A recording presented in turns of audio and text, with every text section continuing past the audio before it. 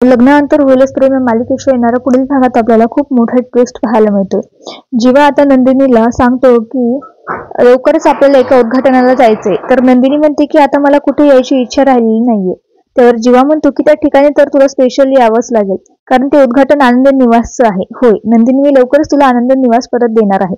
तर दुसरीकडे आता मालिनी बॅग भरून काव्याला बाहेर घेऊन जात असते, तेव्हा काव्या म्हणते की मला पार्थला सोडून कुठेच जायचं नाहीये। त्यावर मालिनी म्हणते की मी सुद्धा तेच करते, तुला पार्थकडे घेऊन जात आहे। त्यावर काव्या म्हणते की मालिनी काकू तुम्हाला नक्की काय बोलायचंय?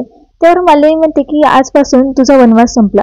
एवढे दिवस मी तुला पार्थ पासून वेगळं ठेवलं, ती माझी चूकच झाली। आता मी स्वतः तुला पार्थच्या रूम मध्ये घेऊन जात आहे। हे बघ काव्या, मला माझी चूक कळाली आहे, त्यामुळे ती चूक आता मी भरून काढते।